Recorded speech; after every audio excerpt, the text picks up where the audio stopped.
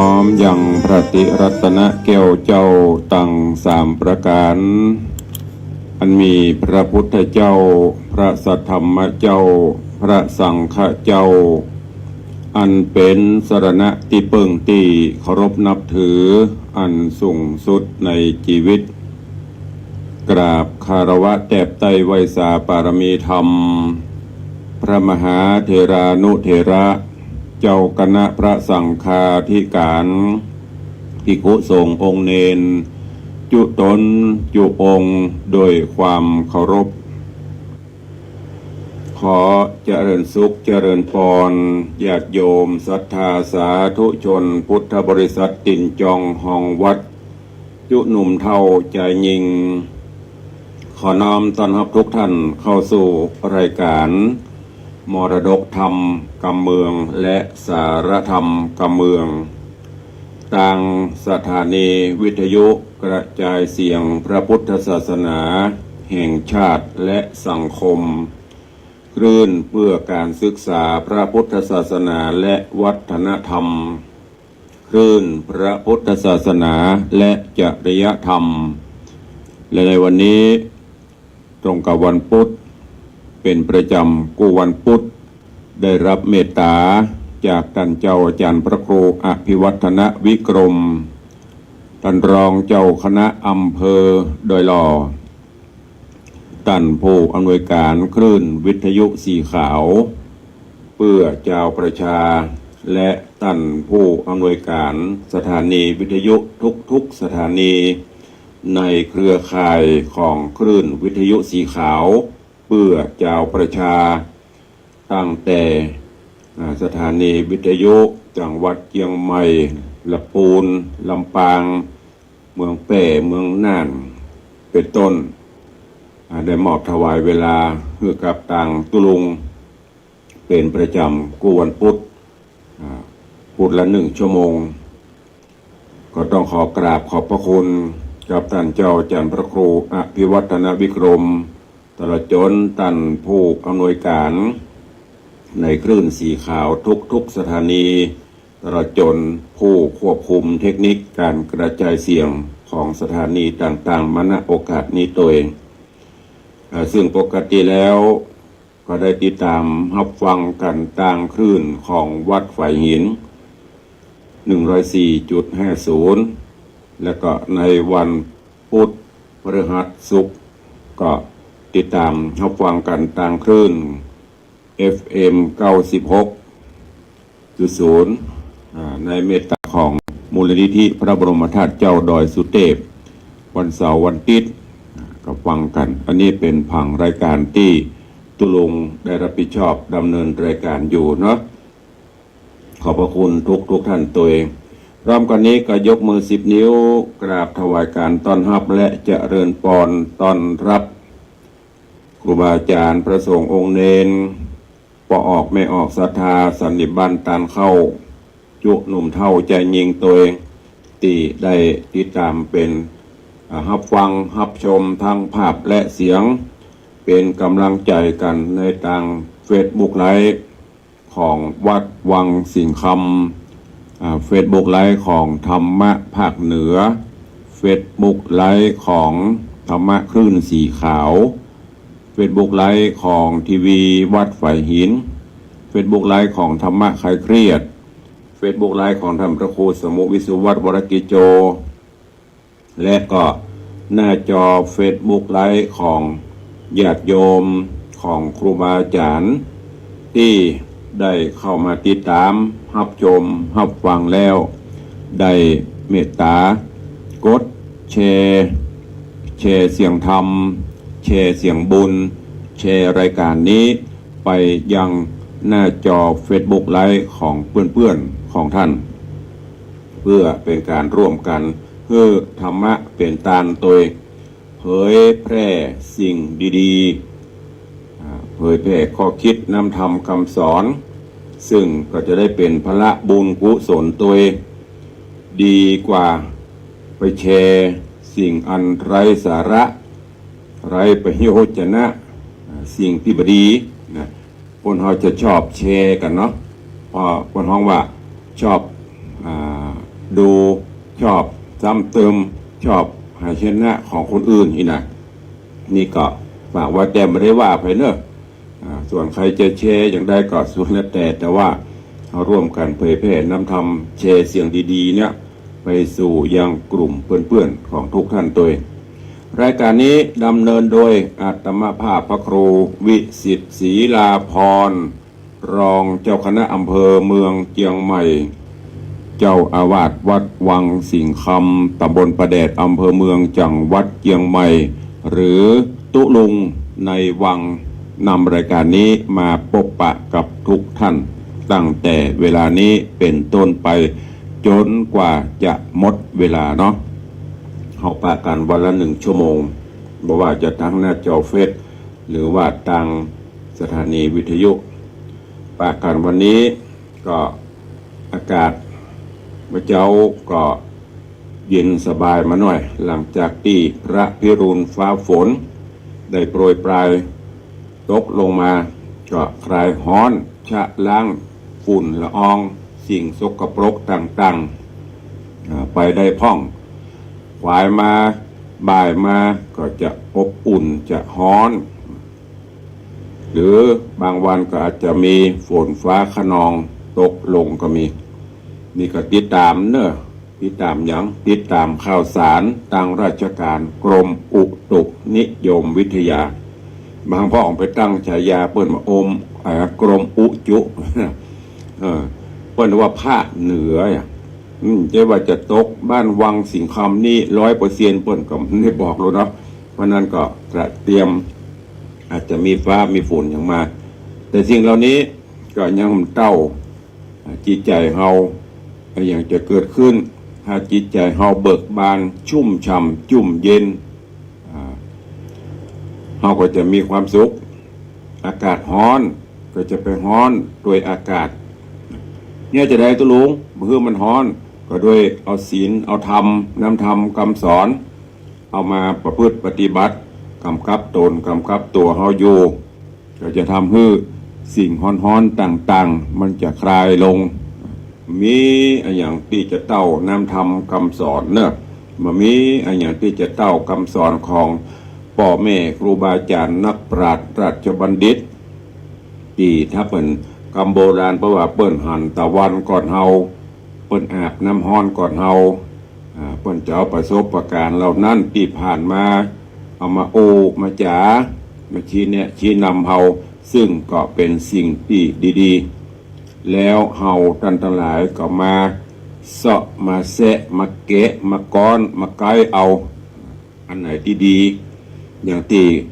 ครูบาอาจารย์หรือตุลงก็เคยเปรียบเทียบเขาจะกินแกงแคก็ดีในแกงแคนั้นมันก็มีสปะเนาะบางพ่องก็ชอบพักแคบบางพ่องก็ชอบพักละพักปุลิงพักเพชรนี่บางพ่องก็ชอบพริกแต้บางพ่องหั่นพริกแต้ก็ค่อยเหี้ยกลัวมันเผ็ดเหมือนเดียวกันสาระเรื่องราวดีๆต่างๆเขาก็ใช้เอานี่ก็ฝากไว้กับญาติโยมต่างหลายตัวเนอะโอ้วันนี้ถึงเฟซบุ๊กก็หลายตั้งคลื่นสีขาวก็ฟังกันนักเนอะเวลาก็ไปเรื่อยๆ ก็ต้อนรับครูบาอาจารย์และญาติโยมต่างหน้าจอก่อนเนาะที่ได้เข้ามาติดตามในตอนนี้เจริญปอนต้อนรับคุณโยมพี่สมพรรัตนังเนอะโยมพี่ชิดชบาขอบคุณด้วยเนอะแต่ว่าได้แจ้งความจำนง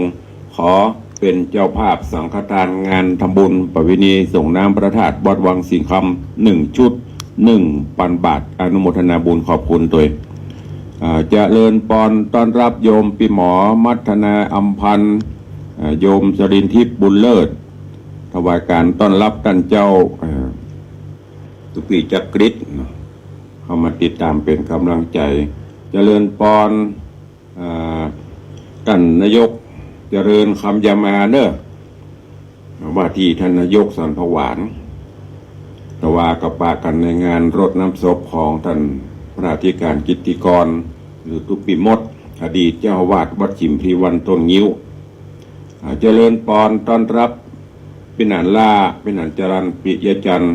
โดยซิวตัวขอบคุณเนอะพี่นานเนอะอันนี้ก็ร่วมเป็นเจ้าภาพสังฆทานงานทำบุญส่งน้ำพระธาตุวัดวังสีคำที่จะมีขึ้นนี่2 ชุด2,000 บาทแล้วก็มีโยมพินานอินสมหรือว่าพิทธาจารย์อินสมเตปินพินานอินสม7 สีได้เข้ามาติดตามรับชมรับฟังทางหน้าจอ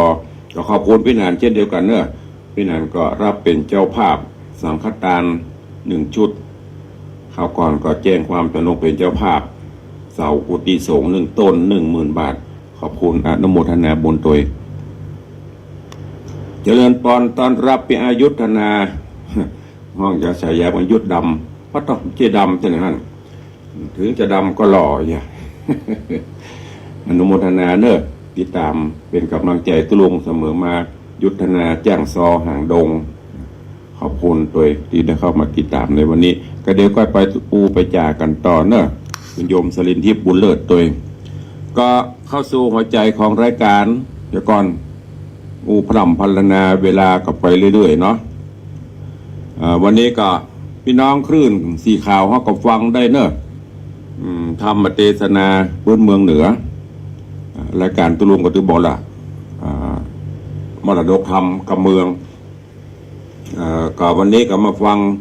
เรื่องราวของหูกฟ้าแมงคานถึงแม้จะเป็นบางช่วงบางตอนแต่ก็แต่ละตอนแต่ละผูกก็จะมีเกร็ดความรู้หรือว่ามีสิ่งดีๆสาระดีๆในตอนที่แล้วมาถึงยังตอนที่เปิ้นจะทดสอบปุญญาปารมีธรรมของแมงคานโพธิสัตว์เจ้าซึ่งเป็นสามีหรือว่าเป็นผัวของพรหมจารีลูกสาวของป่อพญาแถนพรหมหลังจากที่พญาแถนพรหมได้มาเอาลูกสาวคือพรหมจารีปิกไปเมืองตะไลพรหมแล้วแต่ก่อนไปเปิ้นก็เขียนลายสือเขียนหนังสือไว้คือไปตัวหาที่ไหนถ้ามาถึงตอนนี้พระโพธิสัตว์เจ้าพร้อมตึงรามเสนากู้ใจก็ไปผ่านหนทางอันทุลักทุเลผ่านปัญหาอุปสรรคต่างๆไปจนกระทั่งไปพบไปปะฝ่าด่านต่างๆจนประสบเกือบจะสำเร็จไปหันไปพบใส่พรหมจารีแล้วก็พิสูจน์หลักฐานกันเป็นที่แน่ชัดแล้วว่าอันนี้เป็นสามีแท้ซึ่งดันโดนมาจากมนุษย์โลกเมืองคนก็ได้พบกันแล้วก็ได้อยู่ด้วยกันแต่ปรากฏว่าป่อพญาตะไลพรหมป่อของพรหมจารียังบปักใจเตื้อว่าจะเป็นลูกเขยแต้กับแต้ปลายมาปอก็โคตรแฮมก็เลยสั่งให้เสนาอำมาตย์ทั้งหลายไปจัดการปราบปรามหรือว่ากำจัดโพธิสัตว์เจ้าแมงคานแต่โดยบุญญาปารมีก็ยังมีนักปราชญ์ราชบัณฑิตเสนาอำมาตย์ผู้แก่ผู้เฒ่าที่เป็นที่เคารพนับถือในราชสำนักก็ได้กราบทูลพญาตะไลพรหมว่าจะไปฟังตัดสินใจตัดสินด่วนเตื้อควรที่จะทดสอบควรที่จะสืบสวนสอบสวนคือมันได้ความจริงก่อนแล้วค่อยว่ากันอันนี้แหละญาติโยมทั้งหลายแก่นสาระก่อนที่เฮาจะตัดสินอันอย่างลงไปน่ะควรที่จะแยกแยะพินิจพิเคราะห์พิจารณาให้ดีก่อนที่จะเชื่อแม้แต่พระพุทธองค์ท่านก็ได้ตรัสในหลักกลามสูตรไว้ก่อนจะเชื่อลงไปจะไปหันว่าคนนี้เป็นครูบาอาจารย์ของเฮาอันนี้เป็นต้นคือพิสูจน์ด้วยความจริงปรากฏก่อนก็เชื่อก็ตัดสินลงไปคนเฮาประเดี๋ยวนี้พอออกไม่ออกศรัทธาญาติโยมทั้งหลายมักจะตัดสิน สิ่งที่หูสิ่งที่หันแต่บ่ฮู้นะที่หันได้ยินมาปบปากันเป็นสารเตี้ยตัดสินลงไปละยิ่งสมัยปัจจุบันนี้สื่อต่างๆมันโวยบอกว่าจะเป็นช่องนั้นช่องนี้หันปบเปิ้นบ่ได้กรองลงไปบุญละญาติโยมศรัทธาเฮาก็พอกันไปปุ๊บตัวปุ๊บส่วนมากนะอันที่ส่วนมากลงไปพอเถอะที่เปิ้นเฮาว่าคอมเมนต์ด่าเป็นส่วนนักแก่งเป็นส่วนหลายทั้งที่เฮาก็บ่ฮู้เฮาก็บ่ได้อยู่ในเหตุการณ์ไปตัดสินคนอื่นไปพิธีไปวิเคราะห์เป็นสารเพื่อเฮาเป็นสารเตี้ยเพื่อสืบสาวแล้วเรื่องมาบเตสกรรมเปิ้นก็เสียหายไปปุละอันนี้ก็เขาฝากไว้ตัวเองเนี่ยอย่างที่ตุลงบอกตะเกียหันข่าวหันยังหูปากันแชกลัวเปื่อนบ่หูกลัวเปื่อนบ่หันปากันโกดละปิ้งป้องโดยเฉพาะอีพ่ออีแม่ญาติธรรมก็เหมือนกันเนอะกลางเตื้อก็ส่งตุลุงผ่องส่งคนนั้นเพราะอันยังบุกน้ำเตื้อเรื่องดาวปะโตมันได้มาเบาเฮาบ่หันบ่หูก็จะไปฟังตัดสินเหมือนเดียวกันกับโพธิสัตว์เจ้านี่เมื่อเสนาอำมาตย์ผู้เฒ่าผู้แก่กราบทูลป่อพญาตะไหลพรหมจะอันเปิ้นก็คล้อยหันตัวว่าเป็นความจริงรู้เนาะถ้าเฮาด่วนตัดสินใจไปฆ่าเปิ้นก็ดีไปกำจัดเปิ้นก็ดีเกิดเปิ้นบ่ผิดหรอเกิดเปิ้นบ่มีโทษหรอบ่เป็นไปตามที่เฮาคิดหรอความหายนะเสียหายก็จะเกิดขึ้นก็เลยปรึกษาหารือกันว่าบัดเดี๋ยวเนี้ยในบ้านในเมืองเขานี้ก็มีสิ่งศักดิ์สิทธิ์อยู่ โดยเฉพาะแผ่นหินศิลาก้อนใหญ่ก้อนหลวงซึ่งก็มหาบดีถ้ามีบุญญาบารมีจะยกจะย้ายจะเคลื่อนไปได้แถมอันนึงก็คือกงจักรกงธนูกงจักรนี่ก็เป็นของวิเศษเพิ่นก็เลยปรึกษากันว่าเอาจะอี การที่จะขึ้นมาเมืองตะไหลพรหมนี่มหาบดีเจ้ว่าจะขึ้นมาได้หรอกถ้าบ่มีบุญญาบารมีธรรมบ่มีทางที่จะขึ้นมาได้เพราะฉะนั้นลองหากแม้นว่าเจ้าแมงคานเป็นผู้มีบุญแต่บุกบุญขึ้นมาจนถึงเมืองแห่นพรหมเมืองตะไหลพรหมเพได้ก็จะต้องแก้ปัญหานี้ได้คือยกหินแผ่นศิลาเคลื่อนย้ายจากที่นี่ไปที่ปนให้มันยกย้ายไปแล้วเอามาไว้ที่เก่าตลอดโจรโกงจักเนี่ยยิงธนูจักหมดนี้ได้ลองพอถ้าเนี่ยได้ก็ยอมยกเอาลูกสาวคือพรหมจรีฮื้อและก็ฮื้อเป็นเจ้าบ้านเจ้าเมืองแตนป่อพญาตะไหลพรหมต่อไปแต่ถ้าว่าเนี่ยบ่ได้ยกย้ายบ่เคลื่อนบ่ขึ้นนั่นแหละคือเป็นตัวปลอมก็ก้อยว่าก้อยกำจัดกันไปเรื่องราวนี้ก็ไปถึงหูของพรหมจารีเมียก็เลยไปบอกคือกับแมงคานกับเบาน้องบ่ต้องไปบิตกกังบนอันยังเนาะคนเฮานั้นมันอยู่ด้วยกรรมมีกรรมเป็นเผ่าพันธุ์มีกรรมเป็นที่เป็นกรรมเป็นที่ได้กระทำอะไรมากรรมนั้นก็จะต้องเป็นของเฮามันบ่เคลื่อนคล้ายปฏิไหนอะถ้าหากว่าพี่มีกรรมมีเวรก็จะต้องใช้กรรมใช้เวรไปอย่างจะเกิดมันก็เกิดขึ้นเฮาบริสุทธิ์ใจเฮาน้องบ่ต้องเดือดร้อนอย่างเนอะอยู่ที่ภาษานี่รอพอได้เวลาโพธิสัตว์เจ้าก็ไปถึงยังที่ลานหลวงที่แผ่นศิลาที่เปิ่นจะ คือทำการยกเคลื่อนคล้ายย้ายคนก็ไปพอกันหลวงหลายโลกพอเราว่าเปิ่นจะเนี่ยได้ก่อจะทำได้ก่อ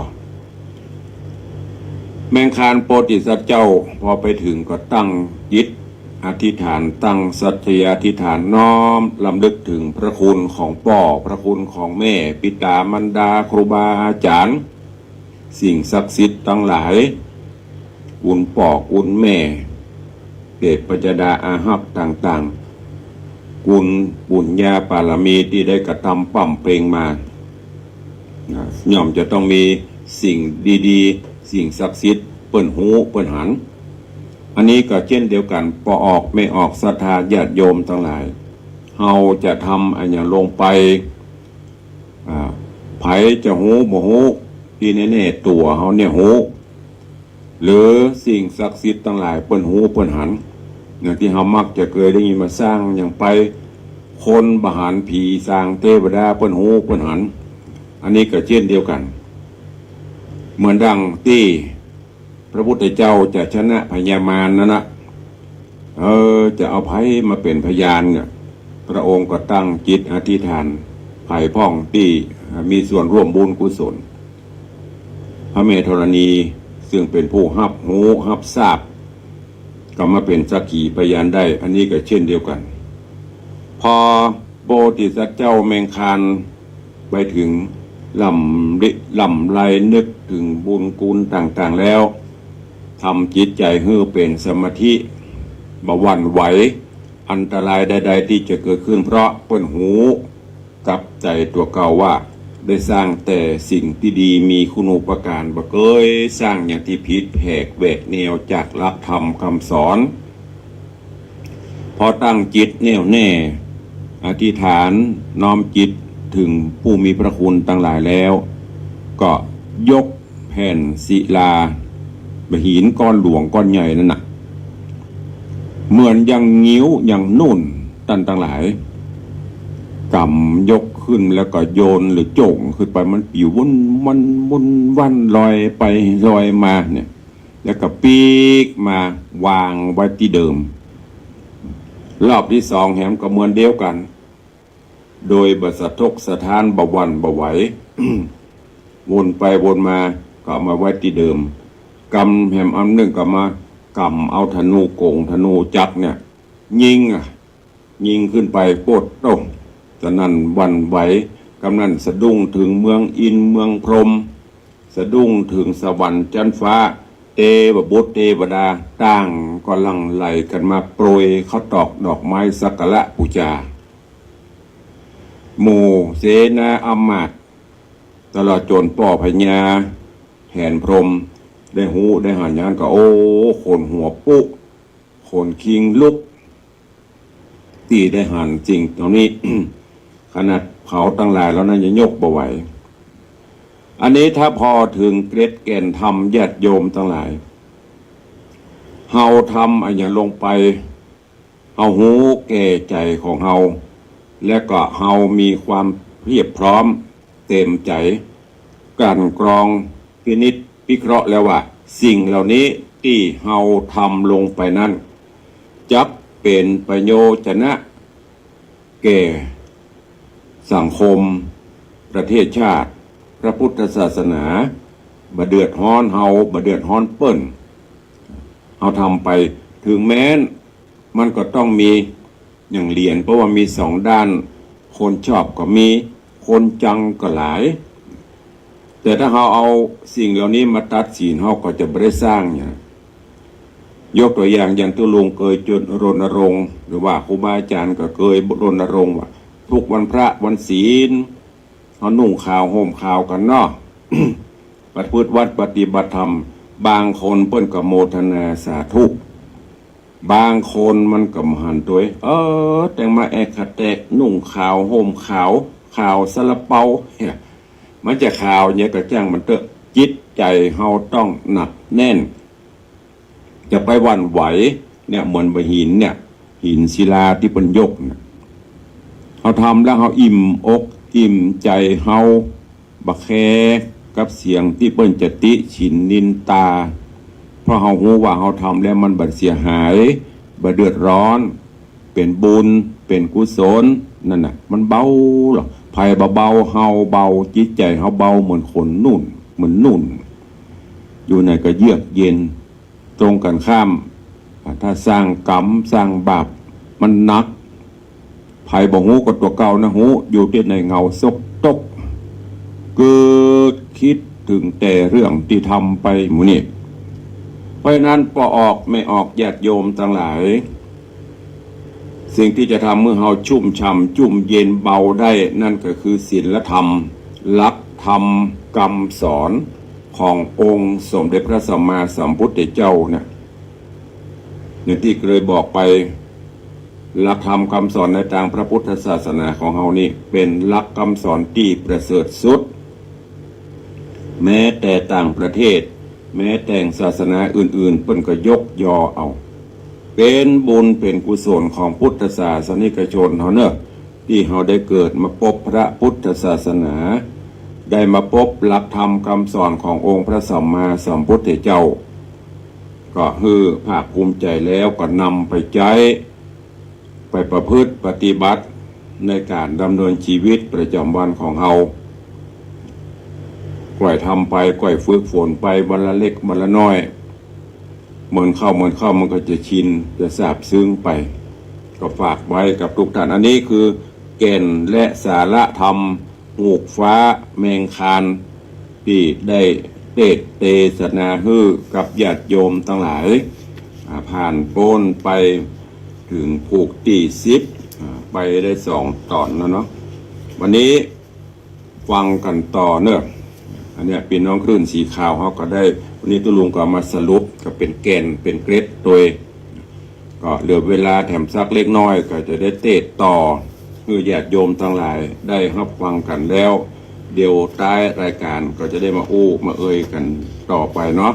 เชิญทุกท่านเนอะติดตามฟังพระธรรมเทศนาเรื่องหูกฟ้าแมงคานในผูกที่10 ตอนที่3แล้วกันบางเตือตุลงก็หลงลืมบ้างนะ2-3เพราะว่าทำบางกันก็ยาวบางกันก็มอกปอก็เอามาซอยเป็นตอนเทศให้ทุกท่านได้รับฟังกันเนอะณโอกาสวันนี้ก็เชิญทุกท่านกลั่นจิตให้ใสกลั่นใจให้สะอาดตั้งอกตั้งใจฟังในตอนต่อไปณโอกาสบัดนี้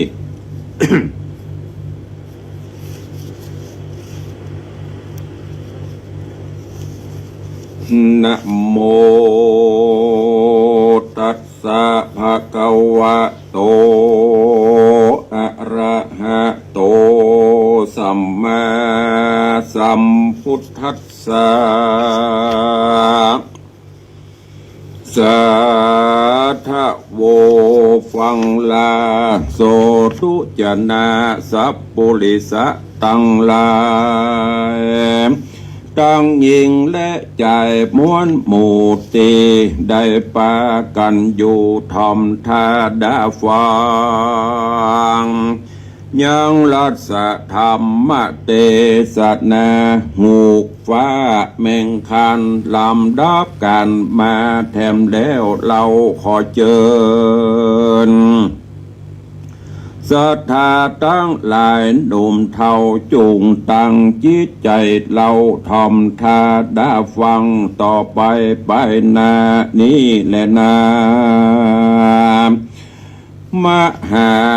สโตอาทะในกาละแยมนอนอันบาหมู่เศษนาอัมมาตของพระของพระอธิราชไรพรหมย่อปะนมนิ้วกราบใบไปตกแต่งไข่ดำดายังตุปะบุภามาลาดวงดอกไม้จอดแต่งไว้เนื้อคันอันนาใส่พันพองเพวใส่พร้อมแล้วตั้งเตียนเงินเตียนคำสู้วันนะบุพพังแต่งซอมปาเอากันไปนบน้อมคารวะสู่มา ยังหนอพระโปธาตันเจ้าวาเต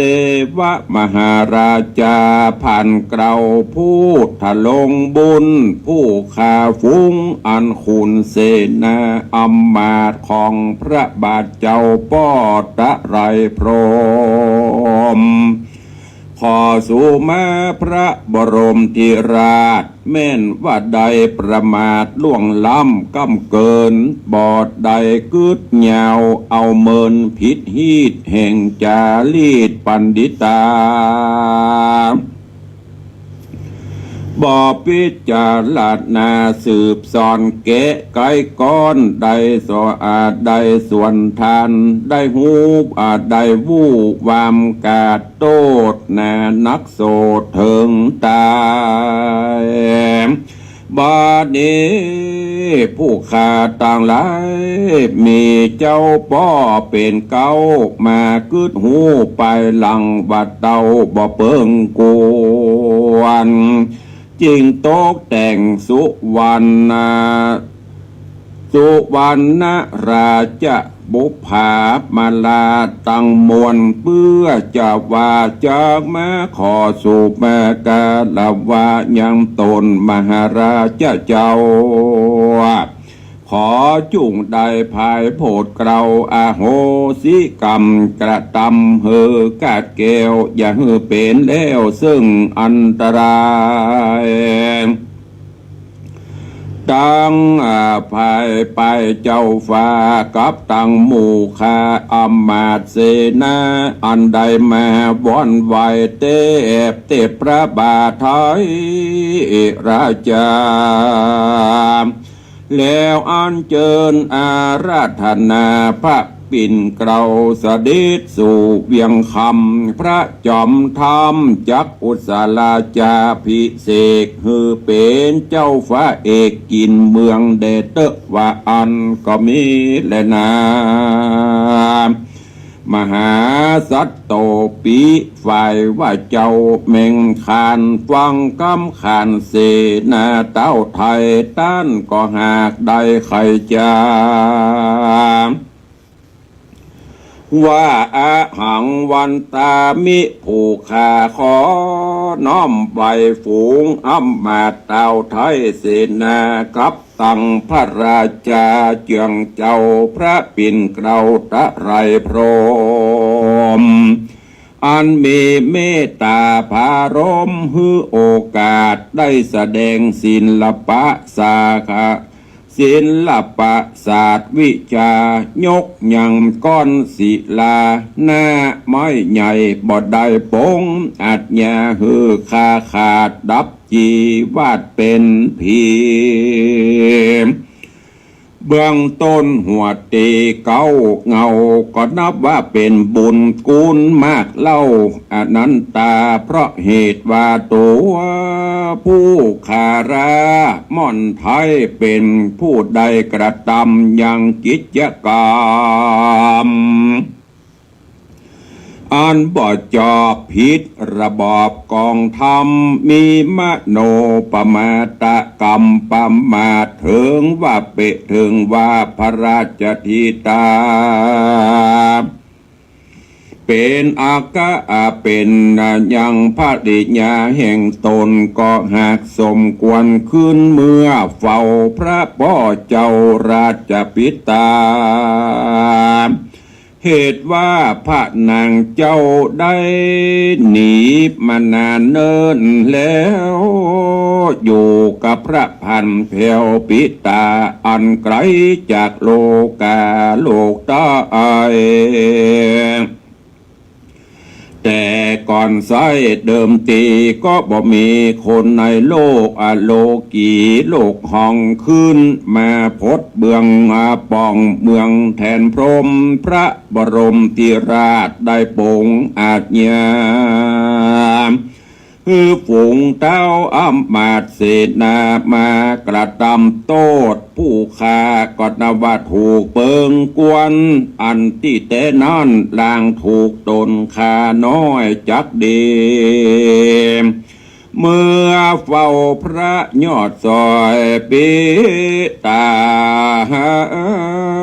กับต่างฝูงเสนาอำมาตย์ในโอกาสนี้ผู้ข่าม่อนไทยก็ขอน้อมใบ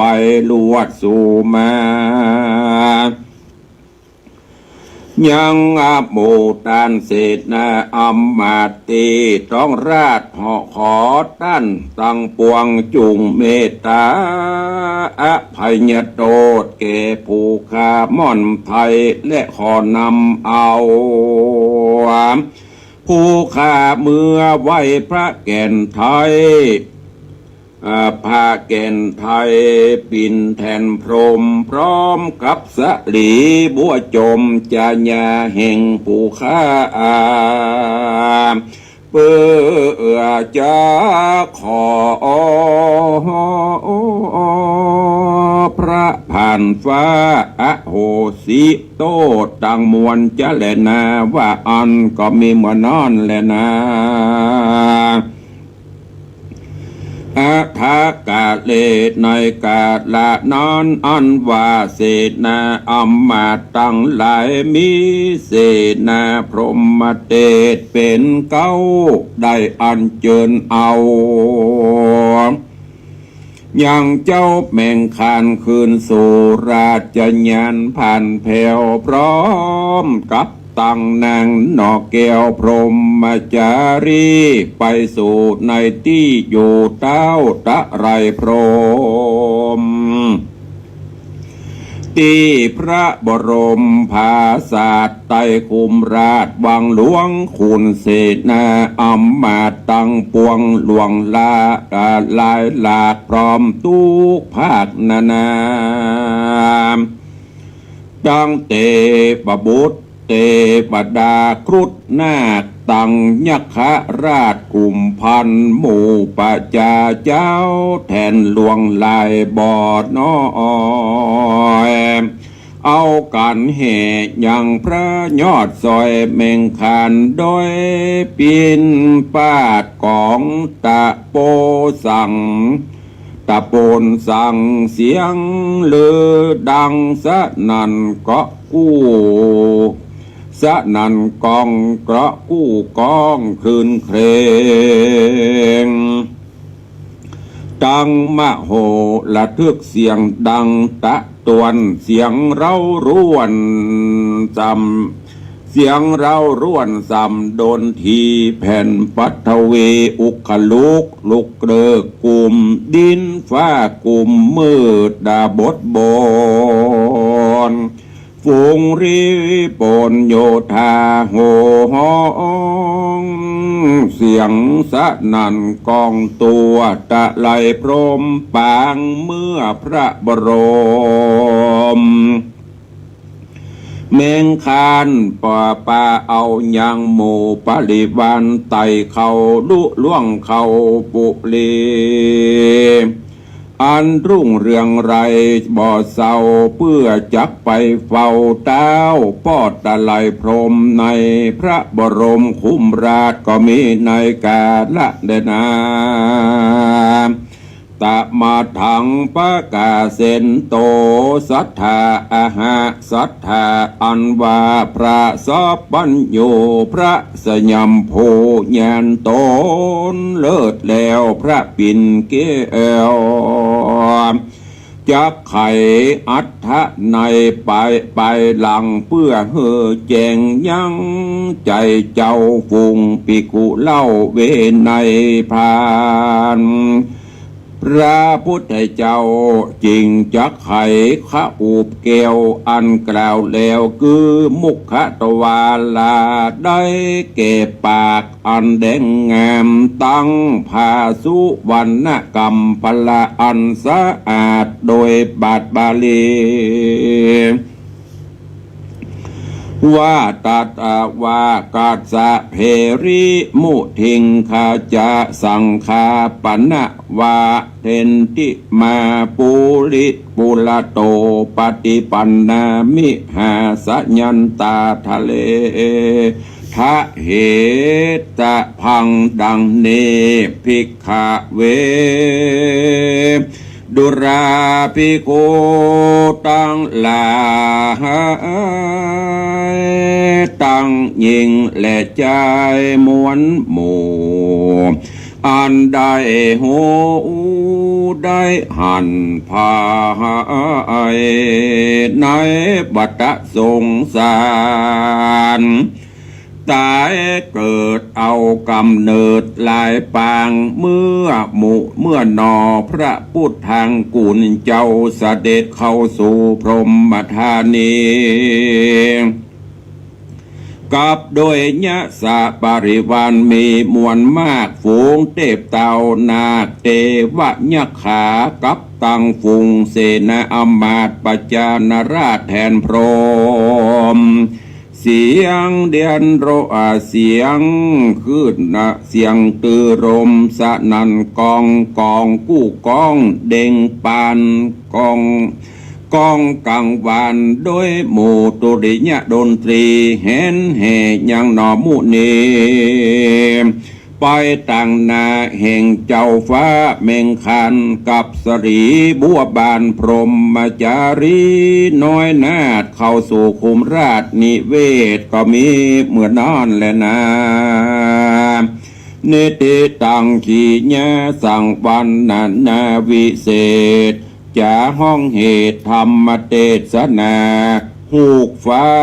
แมงคานผูกทวนสิบก็บังโกมสมเรศ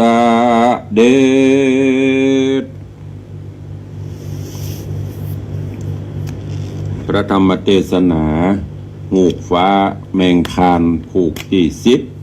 จบปริปุณนังไปตุลุงก็ได้สรุปมาแล้วก็ได้นำเอาสาระเอาแก่นธรรมมาบรรยายปู่จ๋าคือกับพี่น้องญาติโยมศรัทธาได้ฟังกันข้างแถม2ผูก11 12เนาะแล้วก็จะอวสานละก็ตอนนี้เหตุการณ์อันเลวร้ายต่างๆก็ผ่านโป้นไปโพธิสัตว์เจ้าแมงคานก็ได้มาพบมาปะกับพรหมจารีหลังจากที่ฝ่าฟันอุปสรรคต่างๆดังที่ตุลุงได้บรรยายได้อูไปเมื่อต้นรายการอันนี้ก็เป็นเกร็ดเป็นอุทาหรณ์เป็นธรรมะเตือนใจสาธุชนญาติโยมทั้งหลายคนเฮาก่อนที่จะประสบความสำเร็จผลสำเร็จผลในชีวิตในการดำเนินกิจการต่างๆนั้นก็จะต้องฝ่าฟันปัญหาทดสอบบททดสอบต่างๆไม่ว่าจะเป็นความอดทนทดสอบปัญญาของเฮาวิริยะความเพียรต่างๆอันนี้เป็นหลักศีลหลักธรรมเฮามีพร้อมก็เฮาใจได้เต็มที่ก็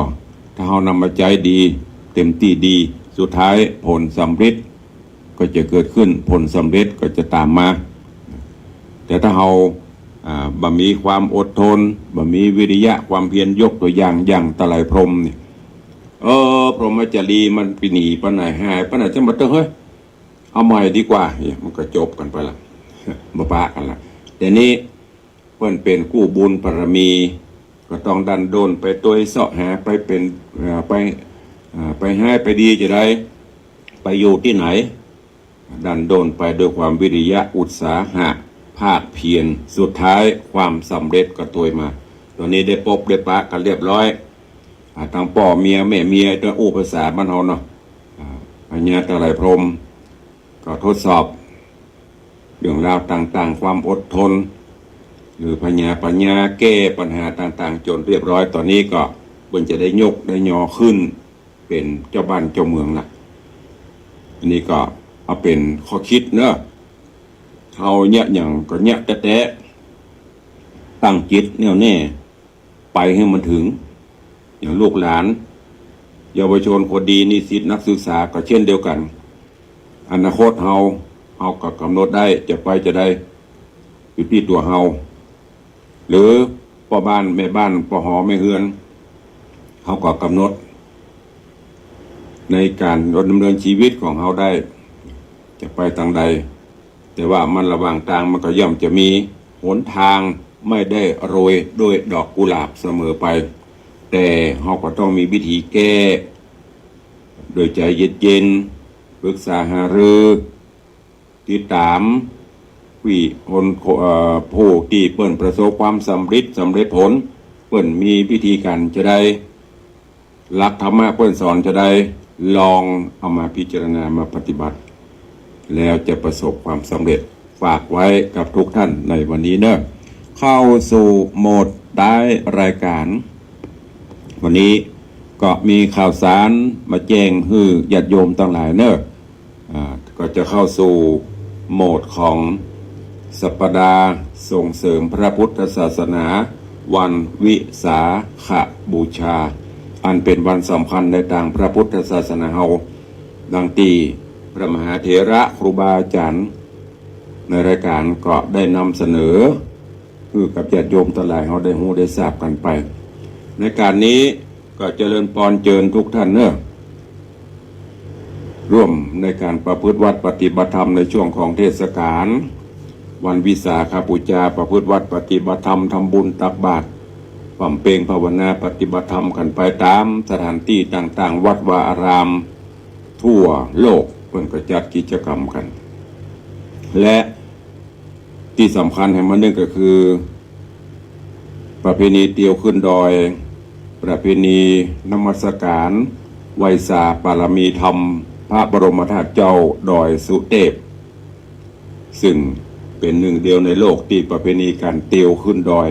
ในคืนวันที่10เพิ่นจะมีการเตียวขึ้นดอยแต่ว่าที่บนวัดพระธาตุเจ้าดอยสุเทพในเมตตาปารมีหลวงพ่อพระธรรมเสนาบดีและมูลนิธิพระบรมธาตุเจ้าดอยสุเทพเปิดทำบุญกันตั้งแต่วันที่4เป็นต้นไปนะ4 5 6 7 8 9 10 11 7วัน7 วัน 7 คืนมีพิธีสงฆ์ต่างๆก็เชิญชวนไปร่วมกันได้ตลอดจนที่วัดพระธาตุเจ้าหฤบุญชัยวัดหลายๆที่วัดใหญ่วัดหลวงเพิ่นก็มีกิจกรรมแล้วก็ทุกวัดทั่วราชอาณาจักรทั่วโลกก็มีกิจกรรมวันวิสาขบูชาเอิ้นเบิ่นเชิญชวนทุกท่านเนอะไปร่วมกิจกรรมด้วยกันในวันพุธนี้ก็แจ้งข่าวสารตั้งคณะสงฆ์จัง3จังหวัดเท่านี้เนอะละปูนเชียงใหม่แม่ฮ่องสอนร่วมกับศรัทธาญาติโยมในภาค3จังหวัดภาค7ของคณะสงฆ์นะวันพรุ่งนี้กราบนิมนต์และเจริญพรเจิญร่วมพิธีถวายการต้อนรับพระบัญชาสมเด็จพระสังฆราชที่เปิ้นได้แต่งตั้งพระเดชพระคุณหลวงพ่อเจ้าคุณพระธรรมเสนาบดี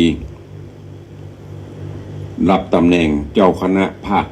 7ประมุขสงฆ์ภาค7ปกครองคณะสงฆ์ภาค7เชียงใหม่ลำปูนแม่ฮ่องสอนเนอะวันนี้พระเดชพระคุณจะเข้ารับพระบัญชาที่ตำหนักเพชรโดยเจ้าพระคุณสมเด็จพระสังฆราชและก็วันพรุ่งนี้จะมีพิธีถวายการต้อนรับที่วัดพระสิงห์เวลาบ่ายโมงเชิญชวนทุกท่านพุทธศาสนิกชนคณะศิษยานุศิษย์และก็นิมนต์ทุกท่านเข้าร่วมกันเนอะขอเชิญร่วมงานบำเพ็ญกุศลศพของท่านพระอธิการกิตติกรหรือตุปีมดอดีตเจ้าอาวาสวัดฉิมพรีวันต้นงิ้วตำบลสันพหวานอำเภอหางดงจังหวัดเชียงใหม่ซึ่งได้ถึงแก่มรณภาพลงโดยอายุสังขาร51 ปีโดยโรคประจำตัวต่างคณะศรัทธาวัดฉิมพรีวันต้นงิ้วตั้งศพบำเพ็ญกุศลมาจนถึงวันที่4เพื่อจะประกอบพิธีปิดศพเนอะก็เชิญชวนพี่น้องศรัทธาวัดวังสิงคำวัดบันตาน้ำทงตามอินนใจหรือใกล้ๆที่วัดจหูหรือว่าศรัทธาญาติโยมตังสันพักหวานตำบลสันพักหวานเนอะในเขตหางดงก็ไปร่วมกันเนอะสุดท้ายขอประชาสัมพันธ์อนุโมทนาเนอะตุลุงได้เริ่มประกาศงานทำบุญประเพณีสงน้ำพระธาตุเจดีย์ของวัดวังสิงคำและร่วมถวายทานต้นเงินเพื่อสมทบสร้างกุฏิสงฆ์องค์หลวงของวัดวังสิงค กำหนดการวันที่23 24 25 23 24 25เดือนมิถุนายนเนอะเดือนมิถุนาไม่ใช่พฤษภาที่จะถึงมิถุนาก่อนเข้าพรรษา15วันเป็นเดือน9ดับ3 วัน 3 คืนมีการใส่ขันดอก108ส่งน้ำพระธาตุตลอดถึง3 วัน 3 คืนการนี้ตุลงได้เชิญชวนญาติโยมร่วมถวายทานต้นเงินเนอะต้นเงินจะเป็นต้นใหญ่ต้นน้อยต้นหลวงก็ตามใจส่วนสังฆทานที่จะถวายหัววัดหัวว่าพระเจ้าพระสงฆ์ชุดใหญ่ชุดละ1,000 บาทชุดน้อยชุดละ500 บาทการนี้ก็ขอบคุณกับโยมปอเลี้ยงธนวัฒน์โยมไปเลี้ยงทัดพิชาสุสิงคำร่วมเป็นเจ้าภาพสังฆทานชุดใหญ่11ชุด 11,000 บาทสังฆทานชุดน้อย10ชุด5,000 บาทรวมเป็นเงิน 16,000 บาทขอบคุณพี่นันจรัญปิยจันทร์ดอยซิวเป็นเจ้าภาพสังฆทาน2ชุด 2,000 บาทขอบคุณพิทจันทร์อิสมเตปินพี่นันอิสม7สี1ชุด 1,000 บาทขอบคุณโยมปี่ชิดชบาหรือว่าโยมปี่สมพรรัตนัง1ชุด 1,000 บาทแล้วก็มีญาติโยมต่างหลายแถมหลายท่านหลายคนพี่นันจรัญปิยจันทร์นี่2ชุด 2,000 บาทก็ใครจะทำรวมบุญกับแจ้งความจำนงเข้ามาได้เนอะวันนี้เวลาก็ใกล้จะหมดละเหลือแถมน้อยทดเวลาขออู้จ่าตั้งบ้านตั้งจองนะส่วนหน้าเฟซเดี๋ยวลงจะไปตัวคอมเมนต์มาหลุนเนอะตั้งบ้านใครฟังอยู่พ่องจะอู้เจยก็ตะลงเข้ามาเนอะ0817836540มีก็0817836540โทรศัพท์เข้ามาร่วมเข้ามาแจ้งรายงานตัวกันเนอะวันนี้วันสุดท้ายสุดของเดือนมีไหมเอ่ยเวลาหน้าจอตอนนี้หมดแล้วนะโทษเวลาบัดเจ็บสักน้อยถ้าบ่มีก็จะได้ลำลากันเนอะหรือจะโอ้จาก็เข้ามาท้ายรายการหลังไม้ได้เนอะเนื่องจากเวลาจะไปรบกวนเวลาเปิ้นทางคลื่นสีขาวเปิ้นอาจจะหมดเวลาเพราะก็ตัดไปก่อนละก็ขอนำรายการจากทุกท่านไปก่อนเนาะปะกันใหม่ในวันต่อไปขอความสุขสวัสดีบังเกิดมีกับทุกท่านเนอจัตตารโอธรรมวัฏันติอายุวันโนสุขังพะลัง